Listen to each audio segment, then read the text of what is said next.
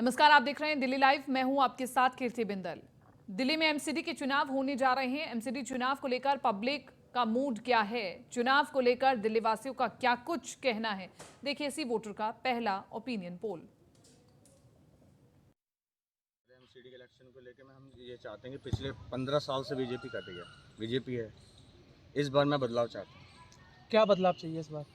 इस बार हम दूसरी पार्टी को भी मौका देना चाहते हैं।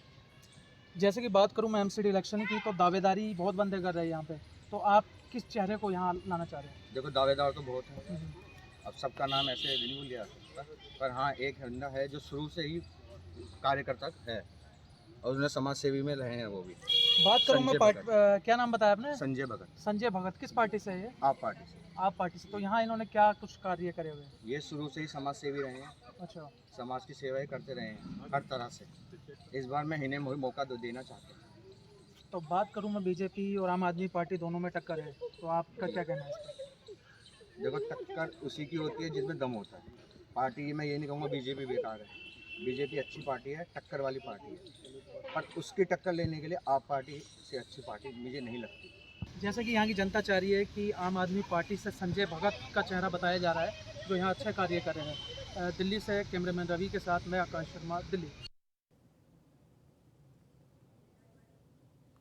और इसी के साथ साथ हमने आपको दिखाया कि दिल्ली वासियों का क्या कुछ कहना है। इसी वोटर ओपिनियन पोल में हमने दिखाया कि क्या कुछ दिल्ली वासी कह रहे हैं। लेकिन इसी के साथ साथ दिल्ली एमसीडी चुनावों को लेकर जहां सभी पार्टियों के कार्यकर्ताओं के बीच घमासान मचा हुआ है, तो वहीं सभी पार्टी अपनी फाइनल लिस्ट जारी करने से पहले एक दूसरे के प्रत्याशियों के नामों का इंतजार कर रहे हैं। हालांकि सभी पार्टियों के बीच कड़ा मुकाबला देखने को मिल रहा है। हमारे संवाददाता वसीम फिरोज ने आप नेता रेखा चौहान से खास बातचीत की, सुनवाते हैं।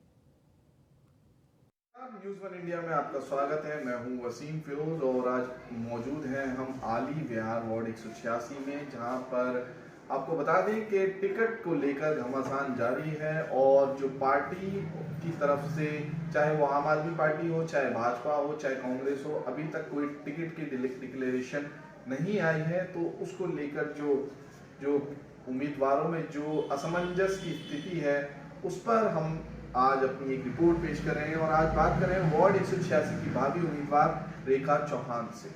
मैम, बहुत बहुत स्वागत है। जी नमस्कार जी। देखिए, टिकट को लेके वो ये कि अब टिकट को लेकर मारामारी बहुत है, देखने को मिल रही है। पर मैं इस पे अपनी एक मुझे केजरीवाल जी की एक बात याद आई है अभी तुरंत, तो मैं बताना चाहती हूँ।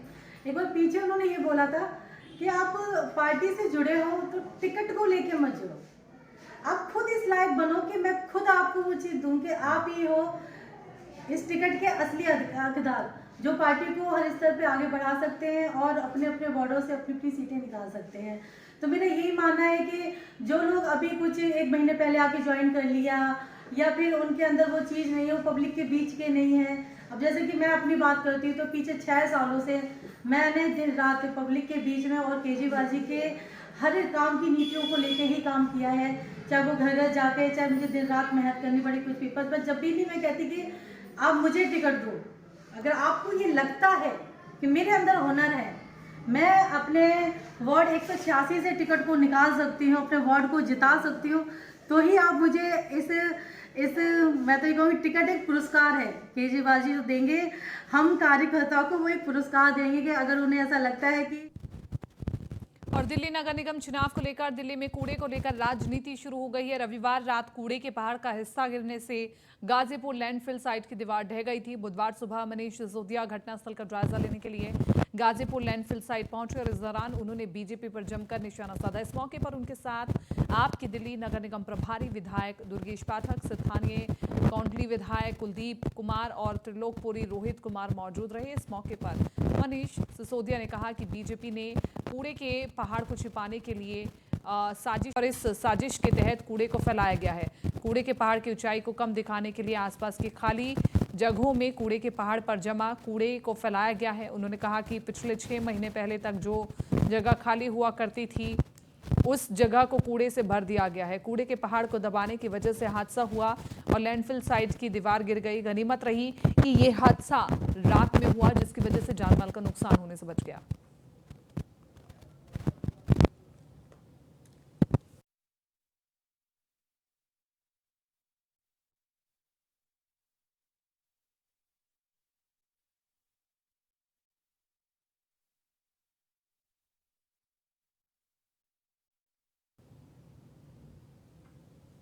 उत्तराखंड स्थापना दिवस के मौके पर बीजेपी के राष्ट्रीय महासचिव और उत्तराखंड के प्रभारी दुष्यंत गौतम ने कहा कि प्रदेशवासियों को राज्य स्थापना दिवस की बधाई एवं शुभकामनाएं।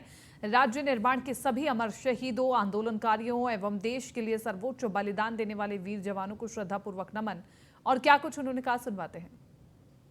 आज उत्तराखंड स्थापना दिवस उत्तराखंड में मनाया जा रहा है और हमारे साथ बातचीत करने के लिए भारतीय जनता पार्टी के राष्ट्रीय महासचिव और उत्तराखंड के प्रभारी दुष्यंत कुमार गौतम जी हैं। सर, 22 साल करीब हो गए हैं, किस तरीके से देखते हैं उत्तराखंड की उपलब्धियों को आप? आज उत्तराखंड का स्थापना दिवस पर मैं समस्त उत्तराखंड वासियों को और देश को बहुत बहुत अभिनंदन करता हूँ, स्वागत करता हूँ और शुभकामनाएं देता हूँ। आज 22 वर्ष बाद हम देखते हैं कि उत्तराखंड निर्माणकर्ताओं ने जो अपनी भावनाएं व्यक्त की थी, जिस कारण से अनेकों लोगों ने शहादत दी थी, आंदोलन किए थे, आज उनकी भावनाओं के अनुरूप उत्तराखंड बनता हुआ दिखाई दे रहा है। उन्होंने अनेकों राजनीतिक दलों को देखा भी है, परखा भी है, लेकिन पुनः भारतीय जनता पार्टी को रिपीट करना साफ दिखाई देता है। और खासकर उत्तराखंड वासियों को मैं आश्वस्त करता हूं, जो प्रधानमंत्री ने कहा है कि आने वाला दशक जो होगा वो उत्तराखंड का होगा, तो इसलिए उत्तराखंड पूर्णतः पूरा विकास करेगा। सर, उत्तराखंड में लगातार उत्तराखंड की जनता भारतीय जनता पार्टी पर भरोसा जता रही है और भारतीय जनता पार्टी भी कई विकास के कार्य भारतीय जनता पार्टी सरकार ने किए हैं। ऐसे में अगर आपको अभी क्या लगता है, क्या कुछ उत्तराखंड के लिए चुनौतियां हैं जिसको आप लोग उससे हल करने जा रहे हैं और उत्तराखंड के विकास में और भी चार चांद लग सके?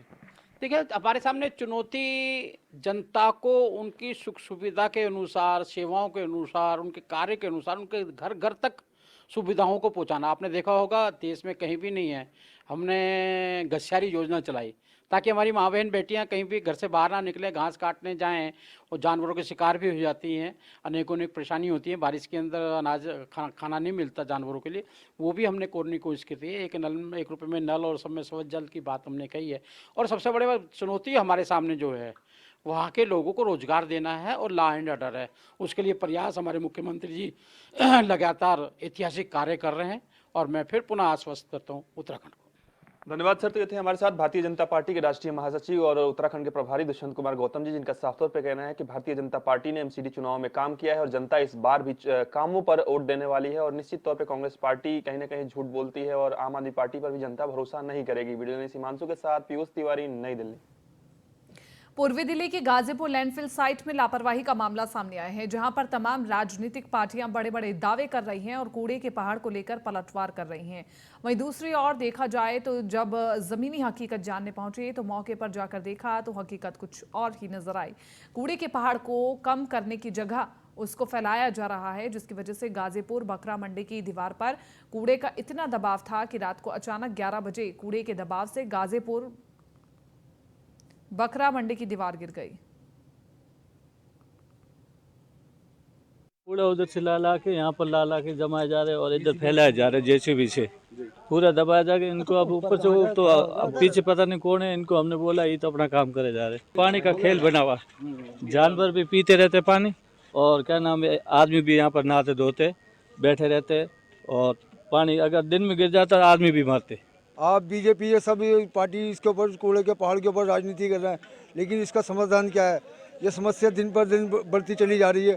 जिस दिन ये देखिए, किसी दिन जब ये कूड़े का पहाड़ का अगर बॉम्ब फूटेगा, आज से 5 साल पहले जो मुल्ला कॉलोनी के अंदर हुआ था, कहीं ये हादसा ऐसा ना हो, ये स्लॉटर बकरा मंडी के अंदर ऐसा हो जाए। अगर ऐसा हुआ तो इसका कौन जिम्मेदार होगा? एमसीडी जिम्मेदार होगी, दिल्ली गवर्नमेंट जिम्मेदार होगी या लेफ्टिनेंट गवर्नर जिम्मेदार होगा? ये समस्या बहुत कठिन है, जटिल है।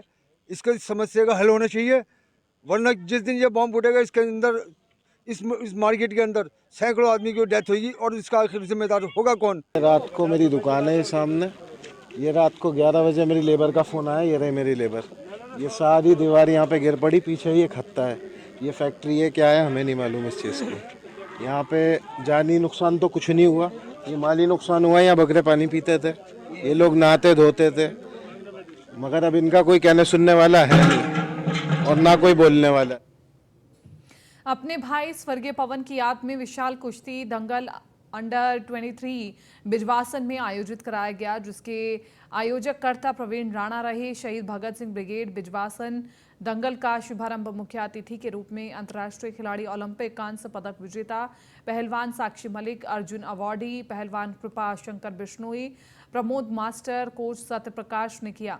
मुख्य अतिथि के रूप में यादविंदर सिंह संधू, पौत्र शहीद भगत सिंह के राष्ट्रीय अध्यक्ष Shaheed Bhagat Singh brigade major general retired D Bakhshi और अर्जुन अवार्डी पहलवान दीपक पुनिया, ओलंपिक कुश्ती coach Dhyanchand awardee Anil Maan, Dronacharya awardee Mahasingh Rao, Olympic कुश्ती कोच अर्जुन अवार्डी राजीव तोमर, अंतर्राष्ट्रीय कुश्ती coach Arjun awardee Surjeet Maan, Arjun awardee shooter Manu Bhaker, world masters athletics 2022 gold medal विजेता भगवानी देवी डागर, हरियाणवी गीतकार एमडी देसी रॉकस्टार आदि पहुंचे।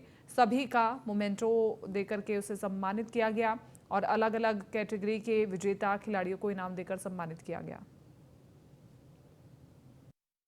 तो मैं ऐसी जगह आती हूँ कहीं भी दंगल में तो मुझे बहुत प्रसन्नता होती है, क्योंकि जगह जगह दंगल्स करवाए जा रहे हैं, कुश्ती को बढ़ावा दिया जा रहा है। तो मेरे लिए बहुत खुशी की बात है, क्योंकि मैं इतनी बड़ी कुश्ती प्रेमी हूँ और जब सब कुश्ती को आगे बढ़ाने के लिए सोचते हैं तो मुझे बहुत खुशी होती है, क्योंकि उससे बच्चों का हौसला अफजाई होता है, इनाम मिलता है। तो मैं तो बहुत आभारी हूँ शहीद आज़म भगत सिंह के परिवार का, जिन्होंने ये प्रोग्राम का आयोजन किया है और जिनके सौजन्य से मुझे आज इस कुश्ती प्रतियोगिता में आने का सौभाग्य प्राप्त हुआ है। देखिए, हम फौजियों के लिए कुश्ती, बॉक्सिंग, मल्ल युद्ध, इससे अच्छा कोई स्पोर्ट नहीं है। देखिए, आज का जो आयोजन है हमारे स्वर्गीय भाई पवन राणा जी की याद में किया जा रहा है और जिस तरह से आपने कहा पहलवानों का जोर देख के बहुत अच्छा लग रहा है और जोश आ रहा है देख के। देखिए, जो ये परिवार है राणा परिवार ब्रिजवासन का, जिसमें प्रवीण जी मेरे साथ खड़े हैं, ये परिवार शुरू से ही जन जागृति के अभियानों में लगा रहता है। चाहे युवा पीढ़ी को शहीदों के साथ नाता जोड़ना हो तो कई शहीदों के ऊपर मेले लगाए जाते हैं, कार्यक्रम किए जाते हैं और एक चौक भी बनाया गया है यहाँ पे ब्रिजवासन में ही, जहाँ भगत सिंह जी, राजगुरु सुखदेव जी की प्रतिमाएं स्थापित हैं। ये जो दंगल हो रहा है, हमारे जो पवन भाई हैं जो खुद खेलों से जुड़े रहते थे, खुद अच्छा क्रिकेट वगैरह खेलते थे, कुश्ती से भी काफ़ी लगाव था उनका, तो उनकी याद में जो हम दंगल आज करवा रहे हैं सभी मिलकर, तो बड़ा अच्छा लग रहा है कि एक उनको श्रद्धांजलि है हम सब की तरफ से।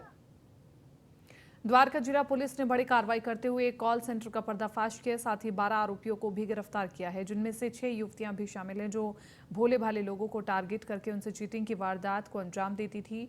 आरोपियों से पूछताछ में पुलिस ने बताया कि अब तक 1700 से ज़्यादा लोगों को इजी लोन दिलाने के बहाने ठगी की वारदात को अंजाम दे चुके हैं। डीसीपी द्वारका एम हर्षवर्धन ने बताया कि गिरफ्तार आरोपियों में आमिर, रोहित वर्मा, फैजल, विशाल, मोहित कुमार, संतोष कुमार 6 युवतियां शामिल हैं। ये सभी गाजियाबाद और दिल्ली के रहने वाले हैं। पुलिस ने इनके पास से 21 मोबाइल, 29 रजिस्टर, 2 नोटपैड और 1 लैपटॉप भी बरामद किया। इस मामले में मुख्य आरोपी फैजल और उसका सहयोगी पारस की तलाश की जा रही है, जो गाजियाबाद यूपी का रहने वाला है। पुलिस को 29 रजिस्टर मिले हैं। उसके डिटेल के आधार पर यह अंदाजा लगाया जा रहा है कि अब तक करीब 1 करोड़ रुपए से ज्यादा की ठगी की जा चुकी है।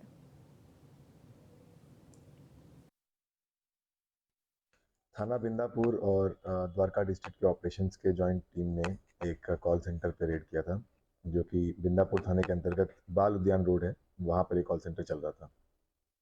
यहाँ से 12 लोगों को पकड़ा गया और ये पाया गया कि ये कॉल सेंटर जो है लोगों को लोन दिलाने के नाम पर उनके साथ फ्रॉड कर रहा था।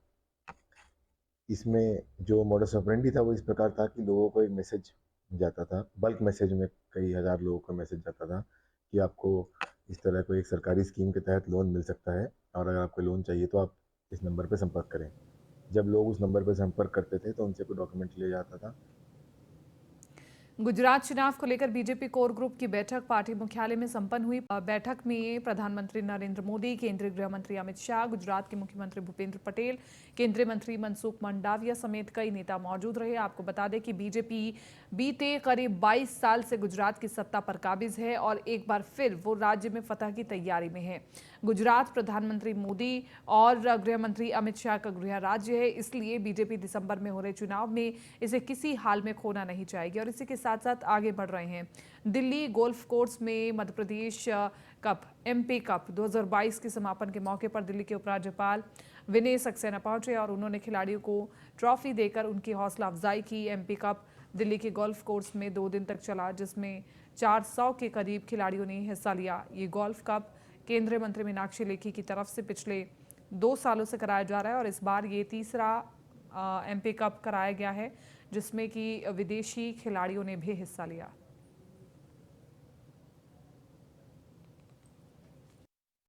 ये तीसरा साल था और इसमें हमारे बहुत सारे विदेशी डिप्लोमेट्स और क्षेत्रीय लोग जो कि मेंबर्स हैं क्लब के, वो सब ने मिलकर खेला और 400 के आसपास लोग ने खेला है 1.5 दिन के बीच में, तो काफ़ी अच्छा गया, बहुत अच्छा रिस्पांस था। कुछ वेटिंग लिस्ट भी चलती रही, लेकिन खुशी है जब आप खुश चेहरे आसपास देखते हैं, जब मुस्कुराते हुए चेहरे आप देखते हैं तो बहुत प्रसन्नता होती है। आप लोग आगे लोगों को जोड़ने के लिए स्पोर्ट्स बहुत आवश्यक है और ये सिर्फ लोगों के जोड़ने का एक तरीका है जिसमें हम सब ने मिलकर ये काम किया। ये तीसरा साल था और इसमें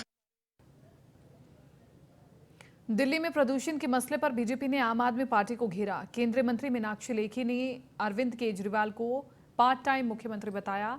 उन्होंने प्रदूषण से निपटने के लिए इंतजामों में कमी पर सवाल उठाते हुए कहा कि 10 स्मोक टावर के वादे के बाद सिर्फ 1 स्मोक टावर लगाया गया, जिसके मेंटेनेंस के लिए 80 लाख रुपए हर महीने लगता है, लेकिन वो भी काम नहीं करता। उन्होंने कहा कि दिल्ली के मुख्यमंत्री अरविंद केजरीवाल जी अन्य राज्यों का भ्रमण तो करते हैं जहां दिल्ली वालों का पैसा खर्च होता है, विज्ञापन पर भी खर्च किया जाता है, लेकिन जनता की जरूरत के लिए पैसा खर्च नहीं होता। दिल्ली की जनता प्रदूषण से त्रस्त है, पर मुख्यमंत्री केजरीवाल दूसरे राज्यों में भ्रमण करने में व्यस्त हैं। 2016 में सिर्फ 272.51 करोड़ रुपया जो है वो खर्च हुआ है और 272.51 करोड़ रुपया जो खर्च हुआ है उसमें से 265 करोड़ रुपया जो है वो सिर्फ एक प्रोजेक्ट पे खर्च हुआ है, वो है Delhi Meerut rapid rail transport system. उसके अलावा ये पैसा कहीं पर ठीक से खर्च नहीं हुआ। और ऑन ऑफ की जो फाइल को लेकर ये कहते हैं हर एक को ब्लेम करो, पूरी दुनिया के ऊपर आप तोहमत लगाओ, लेकिन खुद कोई काम मत करो। अभी इन्होंने तोहमत लगाई कि एलजी साहब ने फाइल साइन नहीं किया ऑन ऑफ का। हमने आरटीआई के माध्यम से जानने का प्रयास किया कि ऑन ऑफ की कोई स्टडी रिपोर्ट है दिल्ली पोल्यूशन कंट्रोल बोर्ड के पास, या कोई ऐसी दिल्ली सरकार ने कोई उससे जुड़ी हुई संबंधित कोई जांच करवाई है? तो जवाब जस्टिस DY चंद्रचूड़ ने भारत के 50वें चीफ जस्टिस के तौर पर शपथ ली। राष्ट्रपति द्रौपदी मुर्मू ने उन्हें दिल्ली स्थित राष्ट्रपति भवन में शपथ दिलाई। जस्टिस चंद्रचूड़ का 2 साल का कार्यकाल होगा और वो 10 नवंबर 2024 को रिटायर होंगे।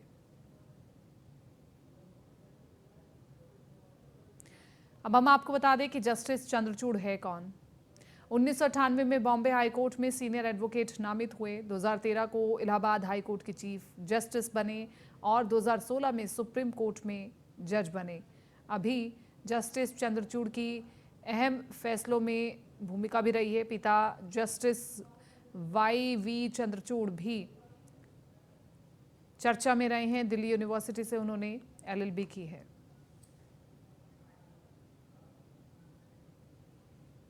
फिलहाल दिल्ली लाइव में मेरे साथ इतना ही। आप बने रहिए न्यूज़ 1 इंडिया के साथ।